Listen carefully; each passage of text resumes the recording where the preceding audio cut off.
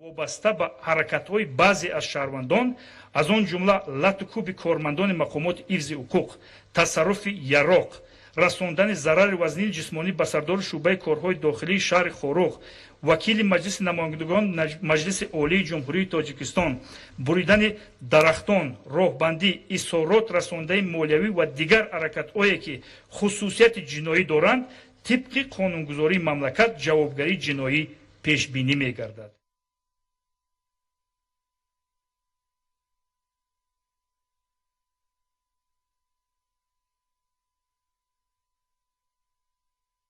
جنبش نتیجه رشد اقتصادی و اجتماعی ولایت مختار کوهستان بدخشان در سال 2021 و وظیفه‌های نو برای سال 2022 و اجرای امر پرزیدنت جمهوری تاجیکستان درباره جشن گرفتن 30مین سالگرد استقلال دولتی جمهوری تاجیکستان از مهمترین مسائل جلسه جنبسته نزد کاتب شورای امنیت جمهوری تاجیکستان، وزیر انرژتیک و ذخیره آب جمهوری تاجیکستان و رئیس ولایت مختار کوهستان بدخشان به حساب رفته موارد محاکمه و تحلیل عمیق قرار داده شدند. معاون رئیس ولایت ایماچوزاده انور ایماچو ضمن بررسی مسئله جنبش نتیجه رشد اقتصادی و اجتماعی ولایت مختار کوهستان بدخشان در سال 2021 و وظیفه‌های نو برای سال 2022 تاکید نمود که نوبسته از وضع بحران مالیوی جهانی سال 2021 برای مردم سربلند ولایت مختار کوهستان بدخشان در همه سمت‌های اقتصادی و اجتماعی خواجگی خلق سال پربرار و خاطرمان باقی مانده دستاوردها در تمام سمت‌ها مشاهده گردیدند. رئیس ولایت مختار کوهستان بدخشان میرزان‌آباد علیشیر خدابردی در جلسه جنبسته فعالیت مقامات اجرایی حکومت دولتی ولایت مختار کوهستان بدخشان در سال 2021 ابراز داشت که با وضع امروزه سیاسی و اقتصادی و مالیوی جهان و منطقه نگاه نکرده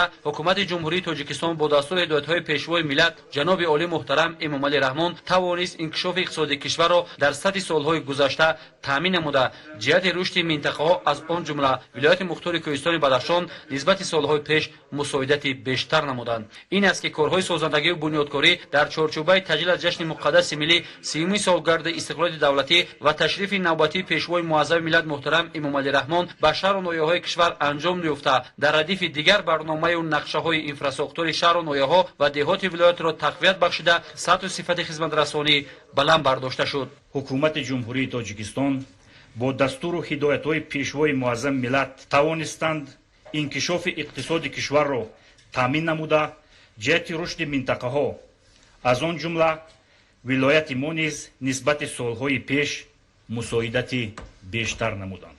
974 انشاءات با مبلغ 994 میلیون و 253 هزار سامانی ساخته مورد استفاده بری قرار داده شدند. در مجموع تنها در سال 2021 از حساب همه سرچشمه‌های مبلغ‌گذاری ساختمان انشاءات گوناگون با مبلغ عمومی 1 میلیارد و 765 میلیون سامانی ادامه داده شد. در سال 2021 بودجت ولایت با 328 میلیون سامانی برابر شده از آن 112 میلیون سامانی یا اینکه 34% درآمدهای خودی و 216.8 میلیون سامانی یا 66% مبلغ‌های مقصدناک سوبونسیا می باشد. با وجود مشکلات سیاسی و اقتصادی حکومت مملکت و مخصوصاً رهبر دولت محترم امام علی رحمان ولایت مختار کوهستان بدخشان را همیشه تحت توجه خاصه و دائمی خود قرار دادند. در زمینه این دستاوردها و برنامه‌های نقشه‌ای می‌خواستم اندیشه خود را عاید به وضع سیاسی و ایدئولوژی امروزه ولایت که جزء مهم نشاندهنده فعالیت ما بوده راه‌اندازی اقدام‌هایمان از آن وابستگی کلان دارند در پس‌منظر پیامدهای واقعی آخر ماه نوامبر سال گذشته در ناحیه روشخلا و شهر خوروغ رخ داده را با شما در میان گذارم. در مدت زیاده از 1 ماه از جانب مقامات محلی، ساختارهای قدرتی و جامعه شهروندی با دستگیری حکومت کشور کارهای معین در سمت به اعتدال آوردن وضع و به مجرای مقرر در آوردن حیات جمعیتی انجام داده شدند.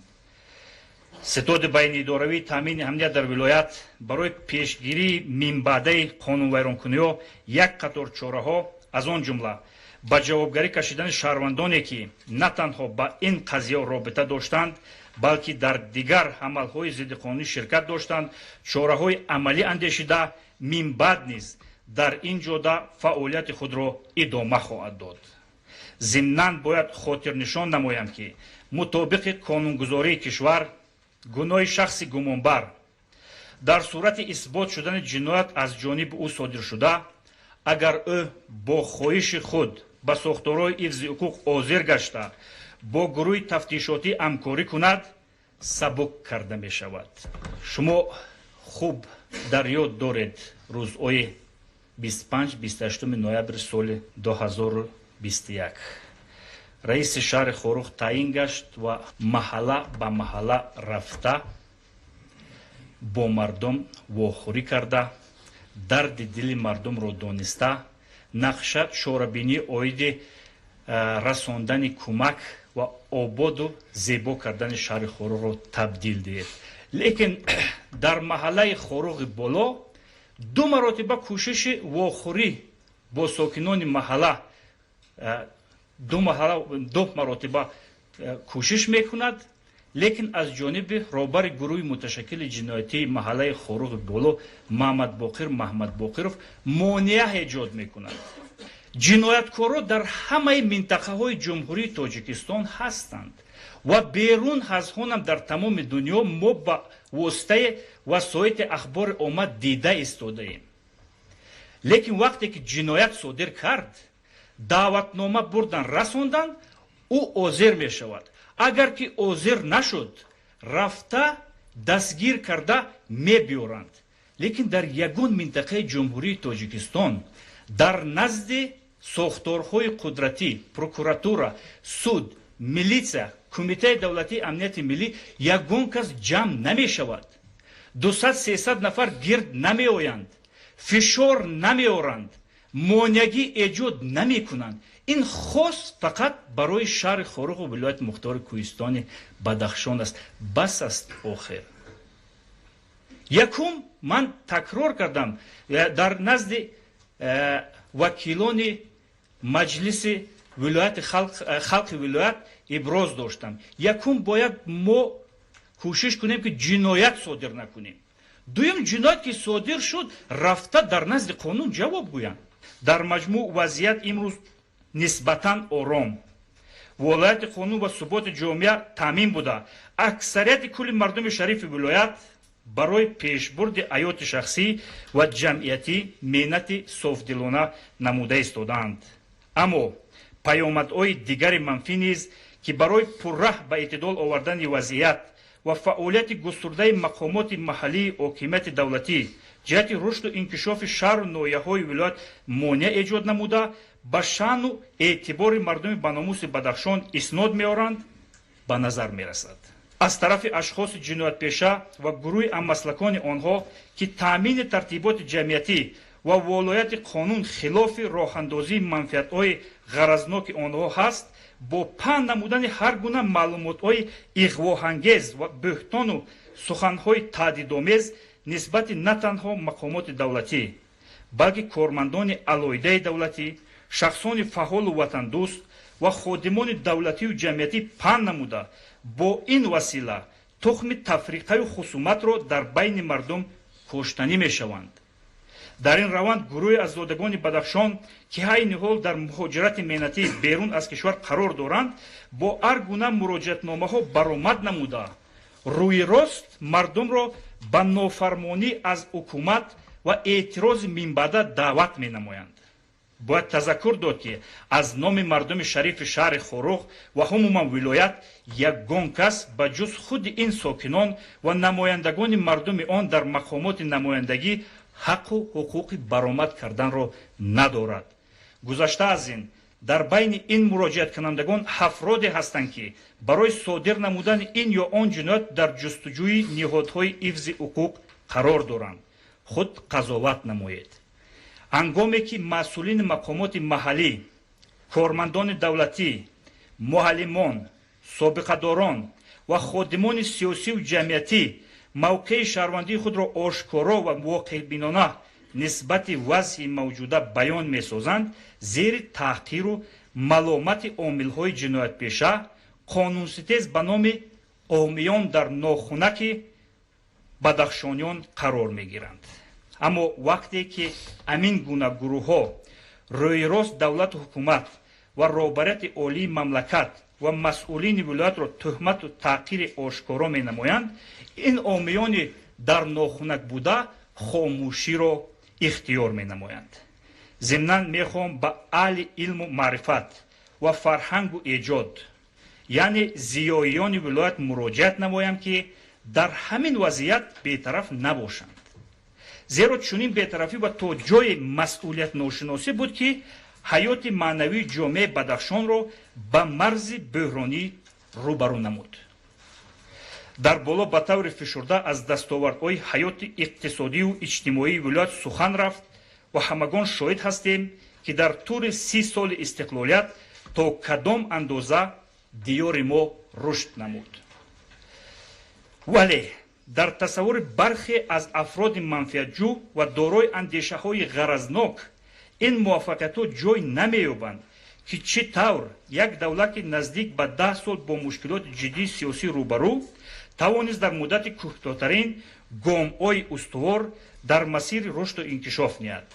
аммо ақли солим ва нигоҳи холисона мебинад, ки сиёсати дурусту дурандешона ва заминаҳои дигари созгори таърихию зеҳнӣ, иқтисодию молиявӣ ва дипломатияи асоснок, аз он ҷумла принсипи дарҳои кушод, имконият фароҳам оварданд, ки иқтисодиёти Тоҷикистон бо сурат рушд намуда локомотиви дигар соҳаҳои хоҷагӣ халқ гардад. вале мутаассифона бархе аз амдиёрони мо, аз он ҷумла насли ҷавон, на ҳама, онҳое ки дар гирди атрофи гурӯҳҳои муташаккили ҷиноятӣ ҳастанд, аз таъриху фарҳанги миллати худ ноҳогоҳ таҳти таъсири қувваҳои бегона монда ҳуввияти миллии худро то андозае ба инобат нагирифта истоданд. такрор ёфтани давраҳои талхи таърих моро водор месозад то садди роҳи ин гуна тамоюлҳои зидди миллиро мустаҳкам намоем. мавқеи аксарияти зиёён дар нисбати ҳодисаҳои маълуми охири соли 2021 ва вокуниши онҳо ба андешаву амалҳои номатлуби афроду гурӯҳҳои ҷиноятпеша ва дифоъ аз суботу ваҳдати иҷтимоӣ ва волояти қонун шоистаи таҳсин аст. махсусан дар ин самт аз мавқеи давлатмеҳварию қонунмеҳварӣ баромад намудани яке аз шахсиятҳои маъруфи диёру ватан, адиби шинохта муҳтарам Атто Мирхоҷа, ки дар заминаи таҷрибаи ҳаётӣ ва идроки воқеият бо ифшо намудани каму костҳои ҳаёти маҳнавии ҷомеаи Бадахшон, махсусан маркази маъмурии он шаҳри Хорух андешаронӣ намудааст, боиси дастгирист. котиби шӯрои амнияти ҷумҳурии Тоҷикистон Маҳмудзода Насрулло зимми баромад соли 2021ро дар ҳаёти сиёсӣ, иқтисодии, иҷтимоии мамлакат ҳамчун як соли бобарод бо дастовардҳои назаррас унвон кард. дар дораи барномаи рушди вилояти мухтори Кӯҳистони Бадахшон барои солҳои 2016-2020 татбиқи 110 лоиҳа бо бунёду азнавсозии беш аз 1500 иншоот ба маблағи умумии зиёда аз 4 миллиард сомонӣ амалӣ шудааст, ки далели гуфтаҳои болост.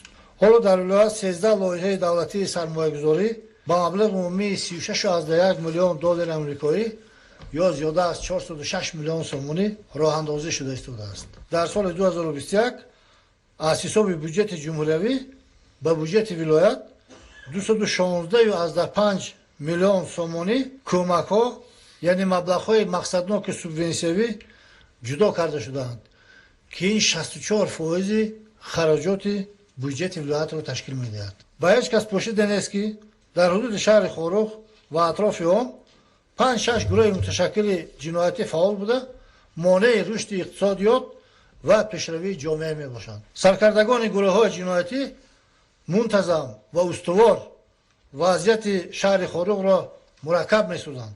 ҷавонони вилоятро мубталои нашамандӣ ва майзадагӣ сохта онҳоро ба доираи амалкардҳои ҷиноятии хеш ҷалб мекунанд, аммо ягон кас пеши роҳи инҳо намегирад. ҳамаи сокинони шаҳри Хорух огоҳанд, ки саркардагони гурӯҳҳои муташаккили ҷиноятӣ аз ҳисоби муомилоти ғайриқонунии маводи мухаддир даромади калони муфт дарёфт намуда ба ивази он ҳаёти садҳо ҷавонони шаҳрро сӯхтаанд. аз соли 2013 то имрӯз аз гурӯҳҳои муташаккили ҷиноятии шаҳри Хорух ва ноҳияҳои атрофи он зиёда аз 4,3 тонна маводи мухаддир мусодира шудааст. танҳо дар соли 2021 аз гурӯҳи муташаккили ҷиноятӣ 1 тонна 63 килограмм маводи мухаддир ва беш аз 1.7 миллион бех бангдона мусодира гардид ки ин ҳолат гӯшношинид ва на танҳо дар ҷумҳурӣ балки дар минтақа аст. бар асари муомилоти ғайриқонунии маводи мухаддир дар ҳудуди шаҳри Хорух ва атрофи он беш аз 700 нафар ки аксарашон ҷавонон мебошанд ҳамчун нашаманд ба қайд гирифта шуданд. илова бар ин дар соли 2021 771 майзада ки 83% он ба шаҳри Хорух ва ноҳияҳои Рӯшону Шуғнон рост меояд муайян шудааст. 756 нафар сокинони вилоят аз ҷумла бо истифода аз сӯзандору зимни истеъмоли маводи мухаддир мубталои бемории вирусу норасоии масмумияти одам яъне спид шуданд. шояд аксарият инро дарк намекунанд, лекин бо чунин нишондиҳандаҳо генофонди вилоят дар дурнамои наздик вайрон мегардад ва насли оянда эҳтимол гирифтори бемориву нуқсонҳои ирсию модарзодӣ гарданд. дар ин росто ҳимояи фарзандон аз таъсири фоҷиабори гурӯҳҳои муташаккили ҷиноятӣ вазифаи инсонии ҳар як падару модар, ҳар як фарди фаъоли ҳамин ҷомеа аст. мо кӯшиш кунем ки пеши роҳи ин гуфтаҳое ки ман номбар кардам дастаҷамона гирем. имрӯз дар ҳақиқат вазъи ҷинояткорӣ дар шаҳри Хорух ва атрофи он нисбат ба дигар минтақаҳои кишвар якчанд маротиба мураккабтар ва ташвишовар шудааст. танҳо давоми соли 2021 дар шаҳри Хорух 746 ҷиноят ё нисбати соли гузашта 156 ҷиноят зиёд ба қайд гирифта шудааст. дар ягон шаҳру ноҳия ин гуна фоизи зиёдшавии ҷиноят ба қайд гирифта нашудааст. 91.4% онҳо ошкор ва 14 аъзои дар кофтков қарордоштаи гурӯҳи муташаккили ҷиноятӣ дастгир карда шуданд. танҳо дар соли сипаришуда аз гурӯҳи муташаккили ҷинояткор 364 адад силоҳ ва лавозимоти ҷангӣ мусодира карда шудааст. қайд намудан зарур аст ки аз ҷинояткорон 37 автомати калашников, 2 гранатомет, 4 миномет, 75 тапончаи Макаров, 2 мушаки идорашавандаи зидди танкӣ ва 9.6 килограмм маводи тарканда ва дигар навъи силоҳу муҳимоти ҷангӣ гирифта шудааст. тибқи маълумоти мақомот гурӯҳи муташаккили ҷиноятӣ то ҳол миқдори зиёди силоҳ ва лавозимоти ҷангиро ғайриқонунӣ нигоҳ медоранд. савол ба мо меояд ки аз куҷо, чӣ тавр ва бо кадом мақсад ҷинояткорон чунин миқдори зиёди аслиҳаро нигоҳ медоштанд. ҳамасола даҳҳо ҷавонони Хорух аз тири ҷинояткорон кушта ё захмӣ мешаванд ё бо силоҳ дастгир мешаванд ва маҳкум мегарданд. оё чунин ҳолат ба фоидаи ҷомеа буда метавонад? танҳо дар давоми соли 2021 дар вилоят 24607 ҳуқуқбаронкунии маъмурӣ ошкор карда шудааст. 24607 ҳуқуқбаронкунии маъмурӣ. мо дар вилоят қариб 240 000 аҳолӣ дорем. ин қариб 10% шумораи умумии вилоят аст. ин қариб 25-30% шумораи ҷавонони вилоят аст. аз инҳо 49 ҳолати итоат накардан ба талаботи қонунии милитсия, 52 ҳолати идораи нақлиёти берақами қайди давлатӣ, он қадаре ки мо гап мезанем то ҳоло нақлиёти беқайди давлатӣ, то ҳоло итоат накардан, то ҳоло дар ҳолати мастӣ идора кардани воситаи нақлиёт ҷой дорад. 44 ҳолати идораи автомобил дар ҳолати мастӣ ва дигар қонунвайронкуниҳое ошкор шуданд ки тартиботи ҷамъиятиро вайрон ва фазои ҳуқуқии вилоятро халалдор менамоянд.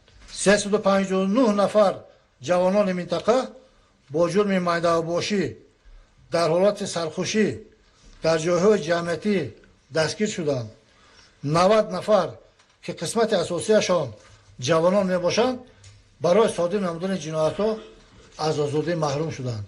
даст доштани гурӯҳҳои ҷиноятӣ дар тамоми ҷиноятҳои болозикр бо далелҳои мушаххаси мурофиавӣ исбот шудааст. шумо худ мебинед ки дар зарфи солҳои охир шаҳри Хорух вирди забони тамоми сокинони ҷумҳурӣ ва берун аз он қарор дорад. бадном кардани мардумоне ки дар боми ҷаҳон макон доранд ва замони он дар арсаи ҷаҳон бо илму санъату маърифату фарҳанг ва варзишгарони номдори кишвари азизи моро аз қуллаҳои баланд муаррифӣ мекарданд магар ҷоиз аст?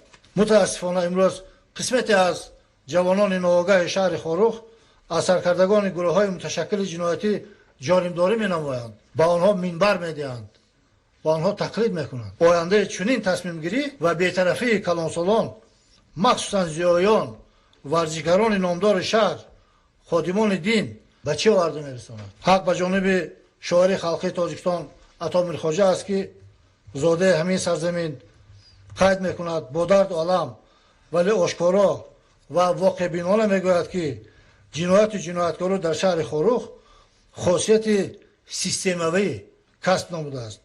хешу таборчигӣ ва хотирбинии баъзе кормандони мақомот рӯйпош намудани ҷиноятҳо, гузашту бахшиданҳо сабаби пайдо шудани ба ном лидерон дар кӯчаю маҳаллаҳои шаҳри Хорух гардидааст.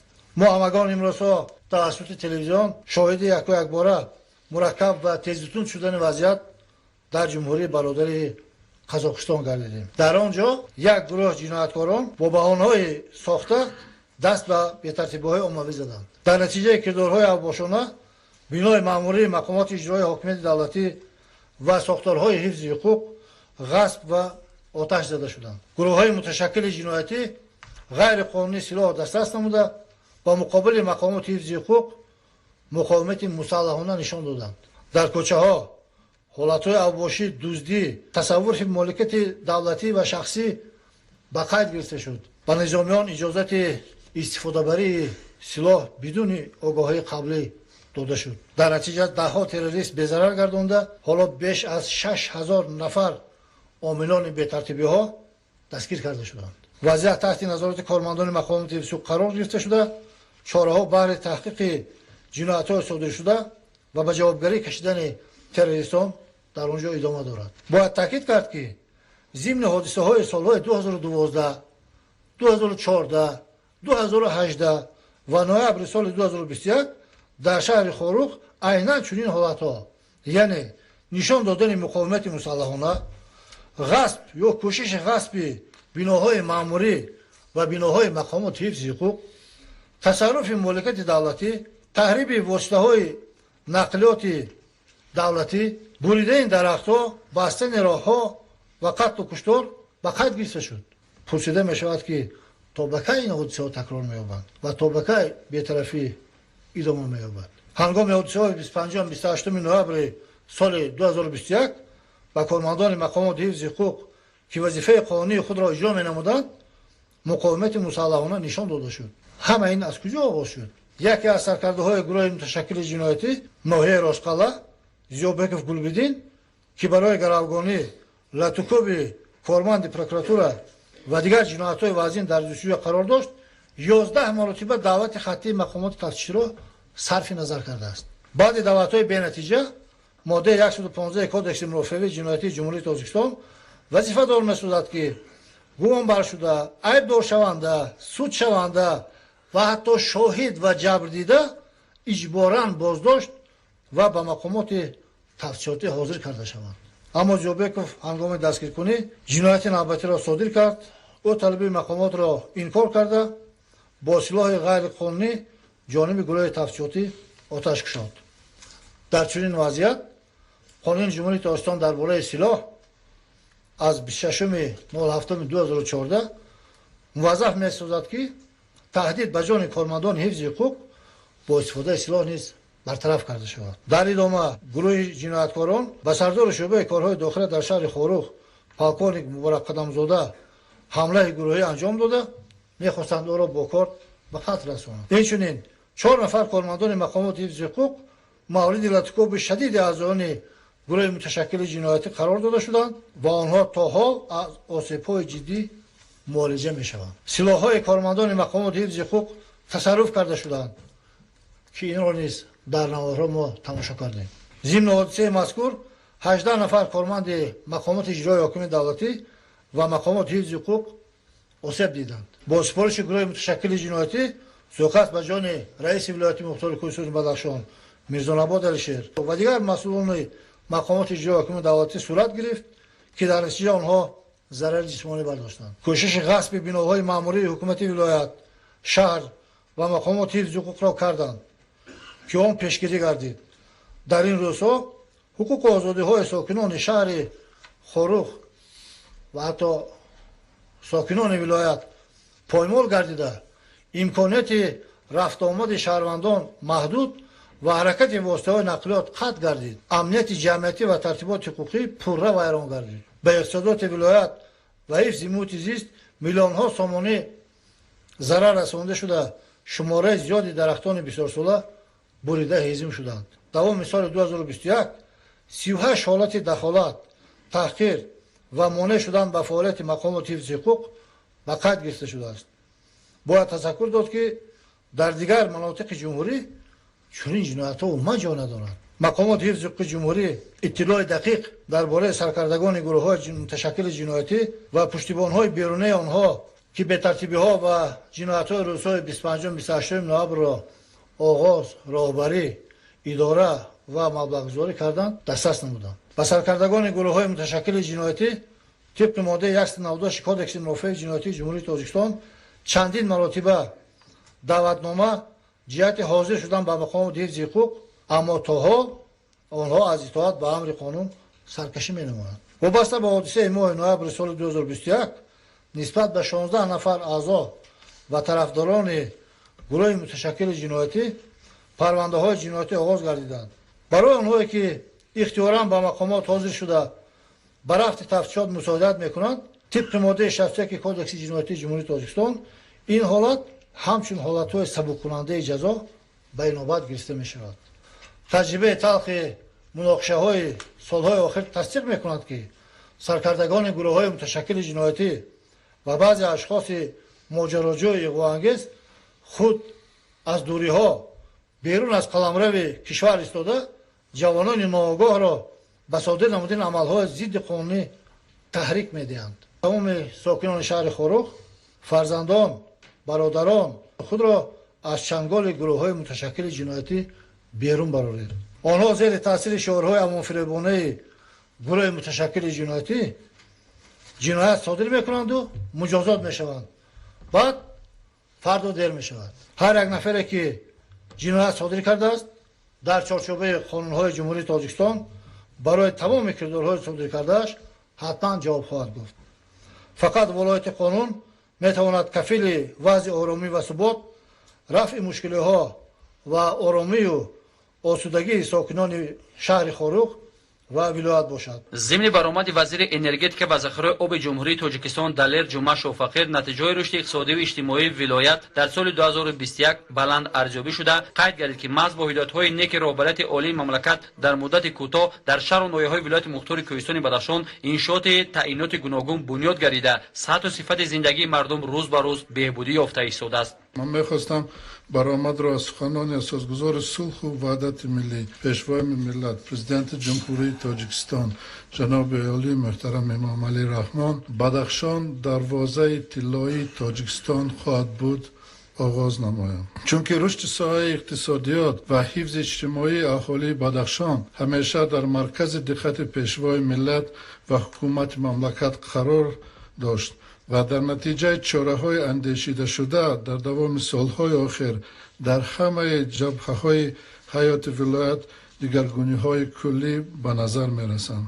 имрӯз барои ҳар як сокини вилоят бахусус ҷавонон шароити мусоид барои таҳсилу аз худ кардани илму дониши замонавӣ ва барои мо шумоён, роҳбарон, хизматчиёни давлатӣ, фаъолони зиёён ва калонсолон тамоми шароит барои тарбияи насли донишманду ояндасоз муҳайё шудааст. мутаассифона вазъияти ногувори таи моҳҳои охир ба амал омада ташвишовар аст.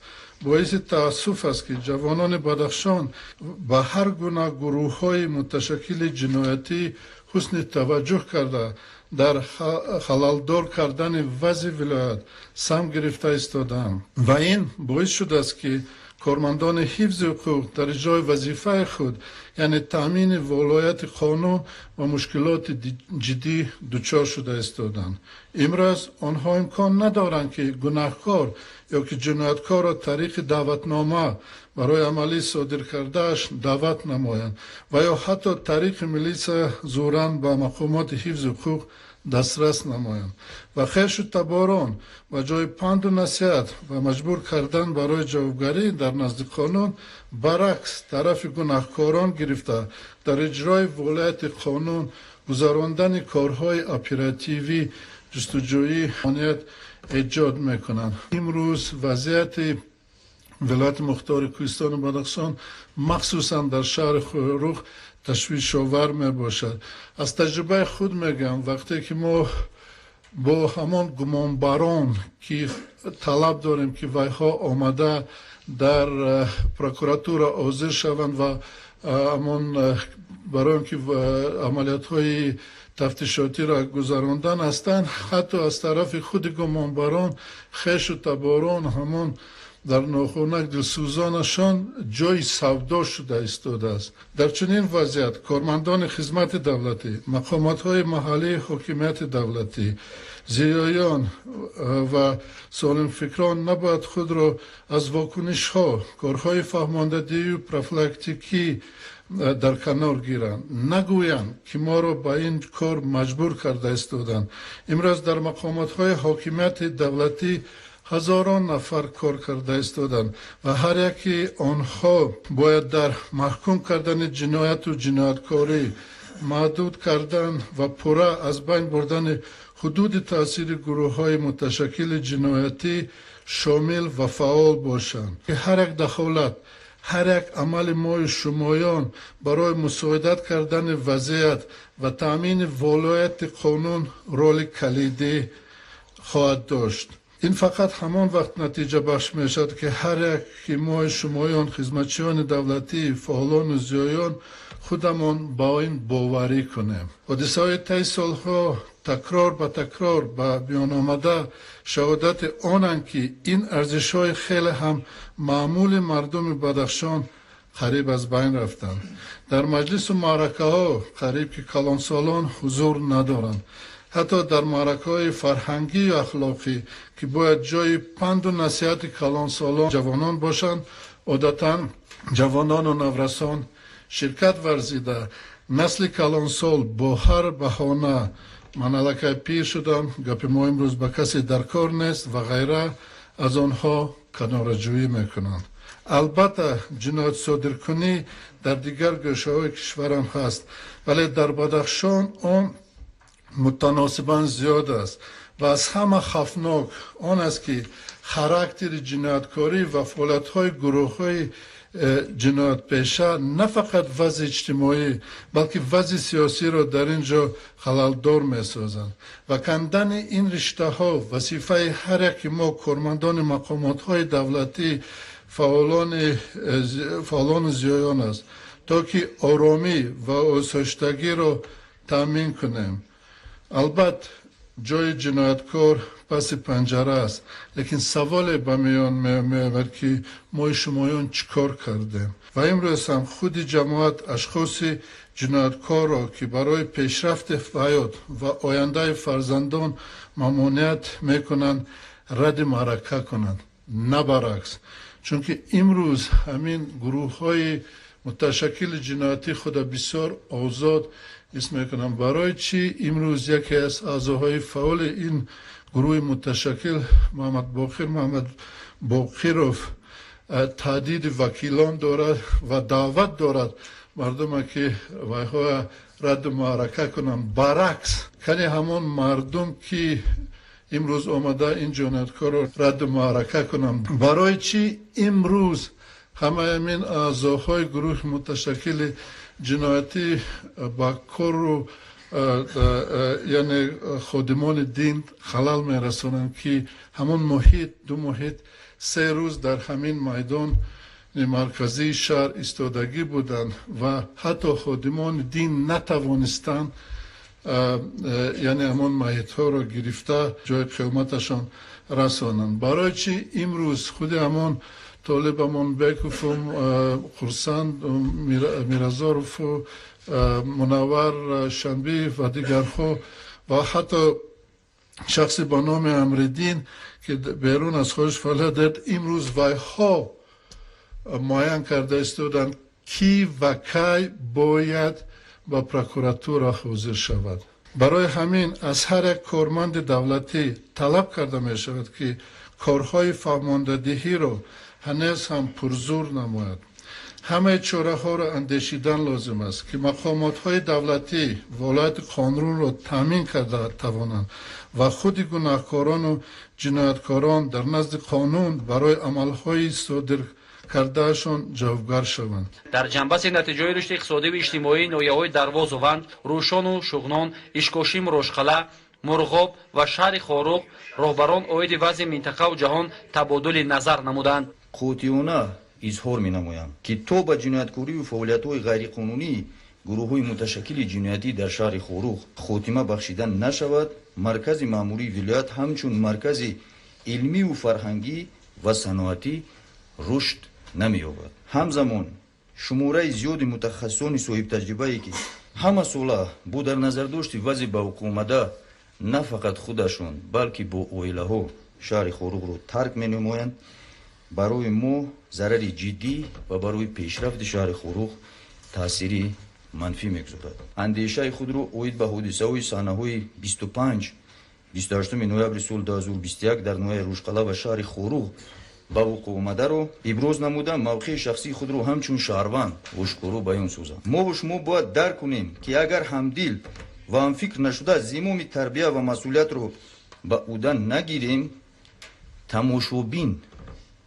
шинем, ҳолати ба вуқӯъ омада ранги солҳои пеш такрор шудан мегирад. дар ин замина мехостам аз фурсати муносиб истифода бурда ба 4345 нафар аҳли зиё, пирони рӯзгордида ва сокинони шарафманди шаҳри хоруқ муроҷиат намоям ки мо ву шумо бояд дар мубориза ба ин рафтору амалҳои ғайриқонунии гурӯҳҳои муташаккили ҷиноятӣ истодагарӣ намоем ва фаъолияти ҷинояткориро маҳкум созем, зеро бетарафии бархе аз афроди болозикр фазои холигӣ ё вакуумро ба вуҷуд овардааст ки ҳолати ту ба ман нарас, ман ба ту намерасамро ба вуҷуд овардааст. таърих барҳақ нишон дод ки вилояти мухтори кӯҳистони Бадахшон хоса шаҳри хоруқ дар кадом ҳол қарор дошт. мутаассифона имрӯзҳо бо таъсири гурӯҳи муташаккили ҷиноӣ сокинони дар муҳоҷиратбудаи шаҳри хоруқ низ бо ҳар роҳу восита тавассути шабакаҳои иҷтимоӣ ба воқеаҳои шаҳри хоруқ бо дасти хоинони миллат аз хориҷа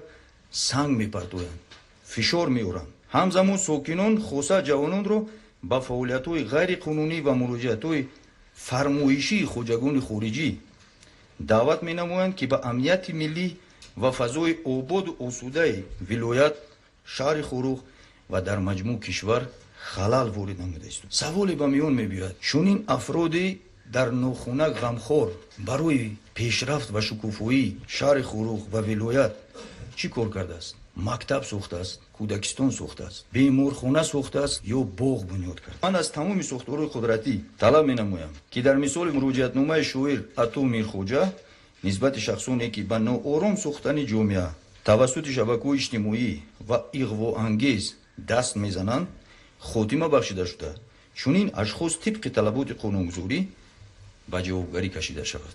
як бор аз сокинони вилояти мухтори кӯҳистони Бадахшон ё шаҳри хоруқ ки дар Душанбе, вилоятҳои Хатлону Суғд ва дигар минтақаҳои кишвар зиндагии осудаву ором, хонаву дар ва кору фаъолияти пурсамар доранд, пурсон шавед ки чунин амалҳо аз ҷониби сохторҳои қудративу низомӣ ё сокинони дигар минтақаҳо нисбаташон амалӣ шудааст ё не. дар сурате ки онҳо даст ба ҷинояту ҷинояткорӣ назананд ё ягон гурӯҳҳои муташаккили ҷиноӣ дар ин минтақаҳо мафкураи онҳоро вайрон накунад, пас онҳо бе ягон тарсу ҳарос дар доираи талаботҳои амалкунандаи қонунгузорӣ зиндагӣ ва фаъолият менамоянд.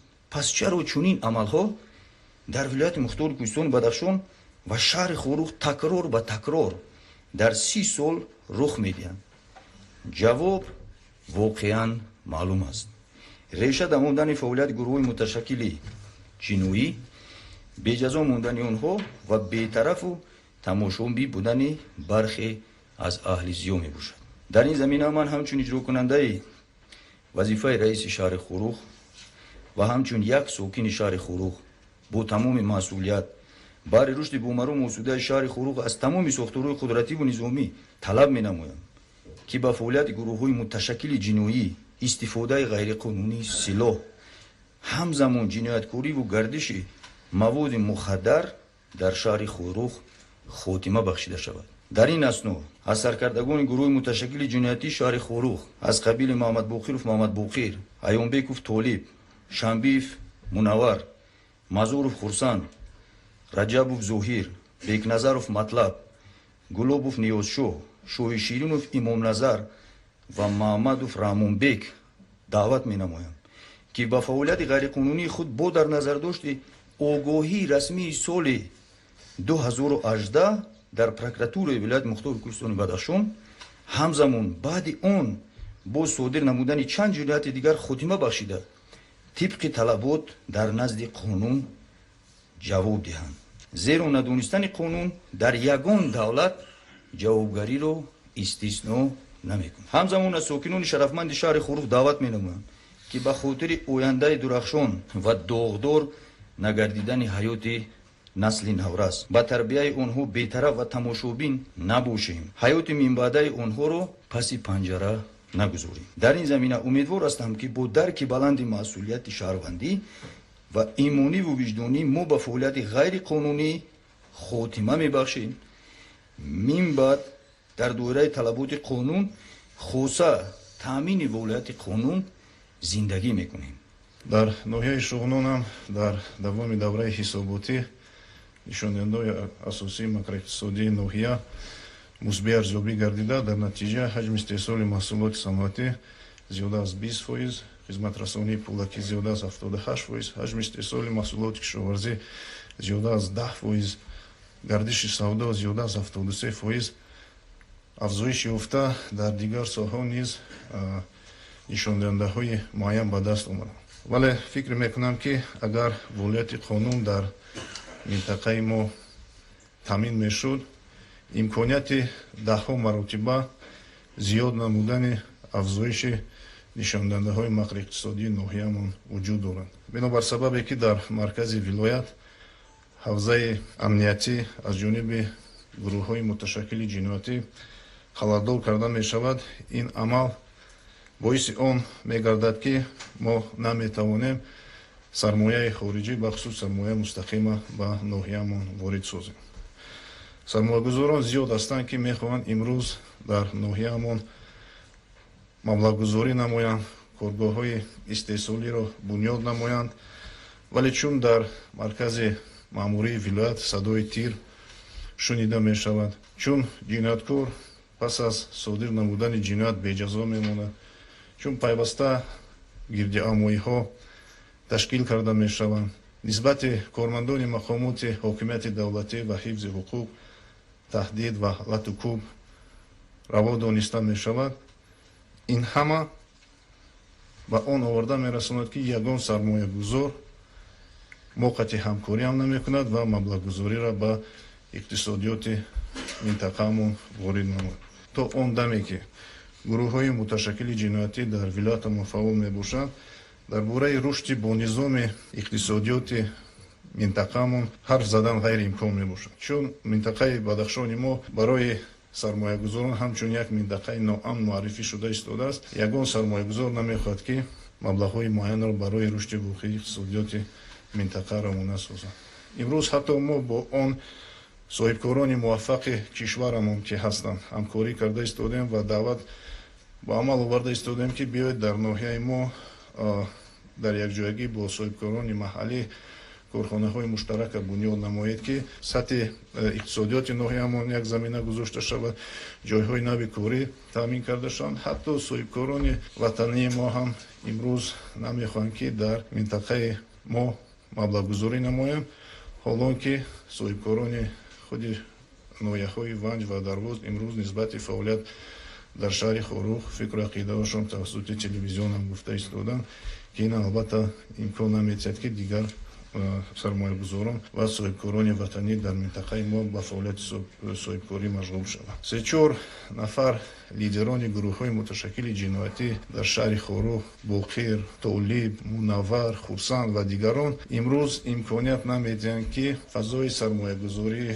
вилояти мо беҳтар шавад. То вақте ки вилояти мухтори Кӯҳистони Бадахшон волияти қонун пурра таъмин нашавад, ягон сармоягузор дар ин минтақаи мо маблағгузорӣ равона намесод. давоми зиёда аз як моҳ дар ҳамаи ҷамоатҳои деҳот бо мардум аз наздик суҳбат кардем. вобаста ба қазияҳои рухдодаи маркази маъмурии вилоят суҳбат кардем, ҳатто филми нерӯи қонунам ба намоиш гузоштем. фикру ақидаҳои мардума шунидем ва имрӯз тамоми мардуми ноҳия ҷинояту ҷинояткориро маҳкум менамоянд ва талаб доранд ки ҷинояткор бояд дар назди қонун ҷавоб диҳад ва ҷои ҷинояткор паси панҷара аст. пас агар аз мо ҳамчун раиси ноҳия мардум талаб карда истодааст, мо ҳам имрӯз аз мақомотҳои дахлдор талаб менамоем ки ба ҷинояти ҷинояткорӣ дар вилоят бахусус дар шаҳри Хорух хотима гузошта шавад. зиёиёни мо имрӯз бисёр фаъол ҳастанд, бахусус дар ноҳияи Шуғнон. Ато Мирхоҷа, муовини раиси иттифоқи нависандагони Тоҷикистон, худ зодаи ноҳияи Шуғнон мебошад. вокунишош баромадашон тавассути телевизион ҳам дарҷ карда истоданд. ва ато Мирхоҷа дуруст қайд намуданд ки Хорух бояд ба як шаҳри ором, меҳмондӯст ва мӯътадилафзо табдил ёбад. барои расидан ба чунин мақсад дар навбати аввал бояд нуфузи лидерони гурӯҳҳои муташаккили ҷиноятӣ ба сифр баробар шавад. дигар ҳамаи онҳоре ки таҳти таъсири ин лидерҳои гурӯҳҳои муташаккили ҷиноятӣ фазои зиндагии шаҳрро олуда месозанд, зери назорати мақомоти дахлдор гирифта барои баромадан аз ин буҳрони равонӣ ба онҳо ёрӣ расонад. яъне имрӯз зиёниёнам даъват карда истоданд мардума ки барои мубориза бар зидди чунин гурӯҳҳои муташаккили ҷиноятӣ бояд бо мақомотҳои давлатӣ ёрӣ расонад. ва муҳтарам раис, агар ҷиноят ки беҷазо монад, он ба зиёдшавии ҷинояткорӣ оварда мерасонад. мо бояд мардонавор истодагарӣ кунем, ба муқобили ҷинояту ҷинояткорӣ мубориза барем. мо имрӯз худамонро ҳамчун раис не, ҳамчун як аскари пешвои муаззами миллат меҳисобем. мо савганд ёд кардем ки ба пешвои муаззами миллат ва ватани маҳбубамон содиқона хизмат мекунем ва бар зидди гурӯҳҳои муташаккили ҷиноятӣ мардонавор истодагарӣ мекунем ва мубориза мебарем. ҳозирин гиромӣ, ҳамаи пешравиҳо, ҳамаи ободкориҳо вобаста аст ба вазъияти оромӣ, сулҳу субот дар минтақа ва дар манкули шаҳру ноҳияҳои ҷумҳурӣ, аз ҷумла дар вилоят. моро нигарон мекунад вазъияти имрӯзаи маркази вилоят, шаҳри Хорух. имрӯз дусе гурӯҳи ҷиноятӣ пайдо шудан, вазъиятро мехоҳанд нормал кунанд. мо шумо чӣ кор карда истодем? ин қадар фаъолӣ ки аз Бадахшон дар дигар шаҳр ҳастанд, ё чӣ кор карда истоданд? гурӯҳи собиқадорон, шӯрои собиқадорон ҳастанд ва ё чӣ вақт фаъолият намекунанд. мо ҳар рӯза бояд ки аз оинаи нигун камтар ба мардум гап занем, рафта дар мобайни мардум қатъи кор кунем, сиёсати давлата мардума дуруст бояд ки фаҳмонем. ӯ дусе гурӯҳи ҷиноятиро мардум ҳечкун ба даст худ нест мекунад. мардуми шарафманди дарбоз содиқ ҳастанд ба сиёсат пешвои миллат, нотарсида ба пеш ҳаракат кунем, гурӯҳи ҷиноятиро то андозае бифаҳмонем. бе ягон тарс боима биёянд дар пеши органҳои ҳифзи ҳуқуқи ҷиноят содир кардааст. ҷавоб диҳад. чӣ гапе ки имрӯз як авбош, як гурӯҳи ҷиноятӣ ба муқобили корманди ҳифзи ҳуқуқ даст мебаранд, ба муқобили аъзои ҳукумат ки раиси вилоят даст мебаранд, ба муқобили задду кӯб кардан вакили маҷлиси намояндагон. оё ки ин аз рӯи одоб аст? мо чӣ кор кардем? мо ба дасти худмон аст нест кардем, худмон сӯзунда истодем. муҳтарам раис, муҳтарам коти шӯрои амният, кадом раис шаҳр меяд ки дар шаҳраш, дар ноҳияш ҷинояткор аст, намеборад, мусоида намекунад, бояд сазовори мансаби раисӣ нест. дар ноҳия дарбоз бошад, ман дуст поша ба совр дар хукумат бесупорам. хоҳиш доштам бародари азиз, мо бо шумо бояд сарҷанг бошем, барои ободии ноҳия, барои ободии вилоят باید که کوشش بخرج کنیم. خیلی که در اینجا تمام رئیسان شهر و ناحیه ها قید کردند امان حادثه های 25-28 نوامبر سال 2021 که در شهر خوروغ به عمل آمدند تمام ساکنان ناحیه را به تشویش آورده است. گرد همایی غیر قانونی، راهبندی در آمدن به بینای مقامات، لط و کوب نمودن ساختارهای قدرتی و دولتی از طرف گروه جنایت پیشه ما را به طرف مانده نمیتواند. از این رو از رهبریت ولایت و ساختارهای قدرتی خواهش دارم جهتی به جوابگری کشیدن شخصانی که در این بی‌ترتیبی دست داشتند چاره‌های قانونی اندیشیده جنایتکاران را مطابق قانون به جوابگری کشیده شوند. ولایت قانون باید پورا تامین کرده شود. از پدر و مادران خواهش دارم که جهت تربیت فرزندان در روحیه تابعیت به قانون، وطندوستی و وطن پرستی، خویشتن شناسی و میهن پرستی کوشش بیشتر روانه سازند تا من بعد جوانان ناآگاه به دام فریب یگان جنایتکار و جنایت پیشه نیفتند. از همه تالار خواهش دارم که در یک جایگی جهت بهتر نمودن همه روزه عمل سازی سیاست پیش گرفته پیشوای معظم ملت برای فهمانیده دادن دستاوردهای صاحب استقلالی کشور و شکرگزاری از دولت و ملت کوشش نماییم. من باوری دارم برای برطرف سازی جنایت ما در یک جایگی با جامعه قدرت داریم. پس بیایید عمل کنیم تا ولایت را از جنایت تازه نماییم. جنایتکار باید در نزد قانون جواب دهد. بس از جوانان ناآگاه را از قفای خود برند تا آن دمی که این گروه متشکل جنایتکاران، مخصوصا راهبران گروه متشکل جنایتکاران خیلی که حاضر نامبر کردند، باقر و خرسند و طالب و منور به جوابگری کشیده نشوند، جامعه امروزه ولایت مخصوصا شهر خاروخ آرام و تنج نمی شود. بنابر همین ما قاطعانه طلب می نماییم که این نفران باید برای کردارشان در نزد قانون قطعا جواب دهند. مورد به قید است که وابسته به اجرای امر پرزیدنت جمهوری تاجیکستان محترم امام علی رحمان اوید به عملی کردن نقشه چاره‌بینی کارهای آبادانی و بنیادکاری با مناسبت 30 سالگی استقلالیت دولتی جمهوری تاجیکستان در ناحیه روشقلا کارهای به نقشه گرفته شده به انجام رسانیده شدند. استقلالیت ملی و دولتی برای ملت تاجیک بزرگترین دستاورد سیاسی به حساب می رود. مدت 30 سال است که ما از فیض و برکت استقلال دولتی در فضای صلح و امانی، وحدت و همدیگرفهمی عمر بسر برده ایستادیم و گوشه و کنار وطن عزیزمان با شرافت این دستاورد بی‌نهایت قیمت روز به روز آباد و زیبا گردیده ایستاده است. با اعتماد کامل حضار دارم که ساکنان سربلند نایه به آینده همیشه نظر نیک و بنیادکارانه دارند. یکی از مسائل محوری و واقعیت داغ امروزه مانعگی گروه متشکل جنایتی شهر خاروخ و روشقلا می باشند. بسیار افسوس می خورم که من همچون رئیس نایه نتوانستیم سر راه قضیه مای نایه به رو داده را بگیرم. باید قید نمایم که گروه جنایی نایه از خارج کشور دستور میگیرند و عمل میکنند. با این عملشان وضعیت را بازم مرکبتر نموده ایستادند. بعضی وقت ساکنان خاروخ و روشقلا از خارج کشور اظهارات پوچ بی‌معنی میدهند که این خاص بدخشانی ها نیست. با گذشت 10 سال تا حال از عملیات های جنایتکارانه خودشان دست نکشیدند. آنها نمیدانند و یا درک نمیکنند که با این دعوت های بی‌حساس و غرضناکشان وضع آرام و آهسته‌اش بدخشان و شهر خاروخ را مرکب میکنند. برآمدهای قبلی را با دقت گوش کردم. در ظرف سالهای اخیر بدخشان از همه لحاظ رشد کرد و از یک منطقه خفامانده و دوردست مملکت و نقطه دلکشی که برای دیدن آن سیاحان از تمام گوشه و کنار عالم سفر می نمایند مبدل گشته است. بدخشان پیوسته زیر توجه راهبر دولت قرار دارد. ما باید این را قدردانی نماییم. وضع امروزه مرکز مأموری ولایت شهر خاروخ مخصوصا در سطح جنایتکاری باعث سرخمی تمام مردم بدخشان شده است.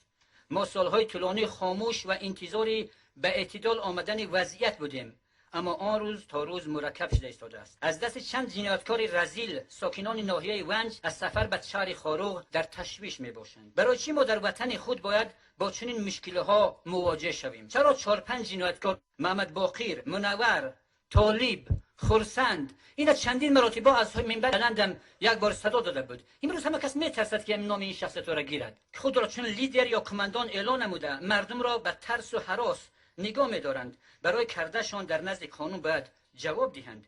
ما باید هنوز سال 2012 عدالت قانون را در بدخشان پابرجا می‌کردیم. امروز هم دیر نشده است. خاموشی و بی‌طرفی نسبت گروه‌های متشکل جنایتکاری شهر خاروق برابر به خیانت است. به فکر من جنایتکاران خاروق که همچون سلاح به دست میگیرند، بناهای معمولی را آتش میزنند، کارمندان مقامات دولتی و حفظ حقوق را لط و کوب نموده تحقیر میسازند، چون تروریستان رفتار نمیکنند. با تروریستان مناسبت باید قاطعانه باشد. تمام امکانات تا استفاده سلاح آتشفشان در دایره قانون باید تطبیق گردد. وگرنه ما تکرارا به همان وضعیت سالهای 1990 برمیگردیم. وحشیانت و مشکلی آن دور و زمان را همه ما در خاطر داریم و شخصا من برای فرزندانم چنین آینده را آرزو کردن نمیخواهم. محترم کاتب شورای امنیت، محترم رئیس، در اجلاسه وکیلان خلق ولایت مختار کوهستان بدخشان پیشنهاد جهت چاره‌جویی قطعی نسبت گروه متشکل جنایتی پیشنهاد کرده شده بود. در این راستا من همچون رئیس ناحیه و ساکن ناحیه ونج از شما احترامانه خواهش می‌نمایم که هرچی تیزتر ولایت قانون را در خاروق برقرار سازید. مردم شهر خاروق از همه بیش از این جنایتکاران در عذابند. فرزندان آنها مبتلای نشأمندی و میزدگی شده ایستادند.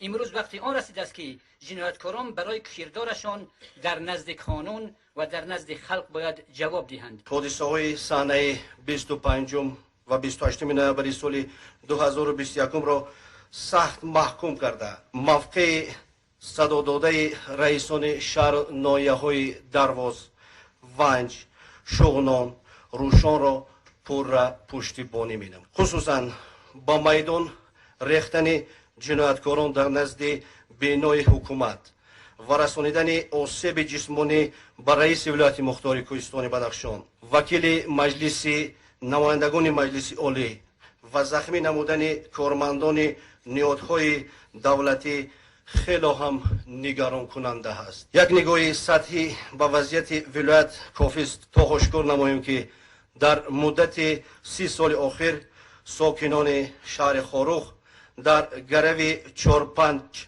جنایتکاری مسلح قرار دارند و هرگاه با پنجه قانون و جوابگری کشیدن آنها ناآرامی آغاز می‌گردد و میتینگ و تظاهرات تشکیل می‌گردد. حادثه چند روز اخیر بیانگری آن هستند که در حقیقت این جنایتکاران برای جامعه خطر آفر است.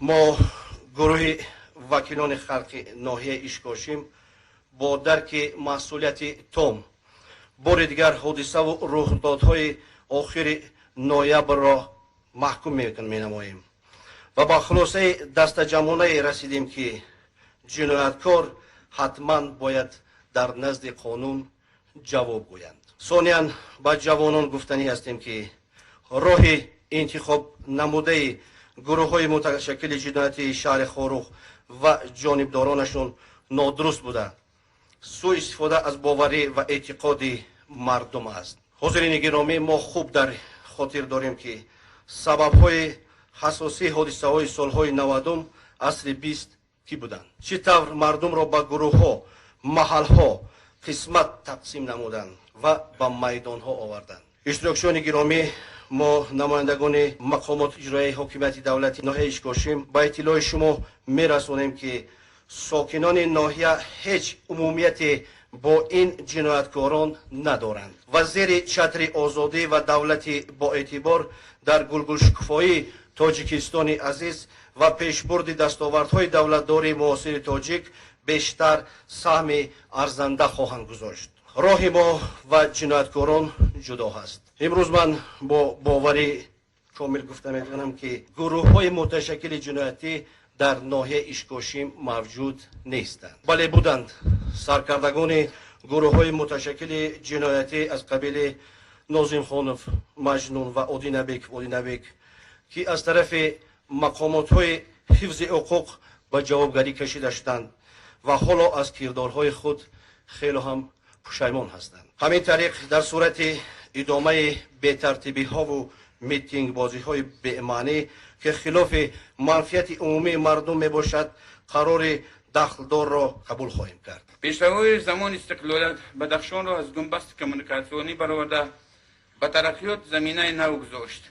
در شرایط امروزه وقتی که در گوشه‌های گوناگون دنیا نارامی‌ها وجود دارند، ما باید زیرکی سیاسی را از دست نداده برای حمایت دستاوردهای زمان استقلالت دست تجمعانه کوشش نماییم. به تمام ساکنان بدخشان مراجعت می‌نمایم که ولایت قانون رعایت کرده به هیچ گونه دستور راه داده نشوند. متاسفانه بسیار شهروندان بیرون از جمهوری در کشورهای ترقی کرده زندگی کرده از دور به مردم کشور مراجعت نموده آنها را به ناآرامی و قانونشکنی دعوت می نمایند. این دعوت ها به جوانانی که تجربه کمی زندگی و سیاسی دارند تاثیر منفی می رساند. قانونشکنی به انارخی می آورد، به پیشروی جمعیت خلل می رساند. از این رو شخصانی که قانون اجرا می کنند برای قانونشکنی جواب می دهند و هر یک شهروند باید این را درک کند و پیش از اعلان کردن قانون که برای هر قانونشکنی موافق قانونگذاری دولت جزا پیش بینی شده است و جنایتکار به جزا کشیده می شود. تا زمانی که قانون پایمال می گردد زیان و روشنفکران بی‌طرفی ظاهر می کنند ولایت رشد نخواهد کرد. در جلسه جمع‌بندی در برابر معین نمودن وظیفه‌های نو برای سال 2022 همچنین عاید تامین ولایت قانون و ترتیبات جمعیتی و پیشگیری شامل شوی جوانان با گروه‌های متشکل جنایتی تبادل نظر صورت گرفت. از ساکنان سربلند ولایت دعوت نمود که برای حفظ صلح و ثبات و فضای آرام ولایت مسئولیت بیشتر را از خود نشان دهند.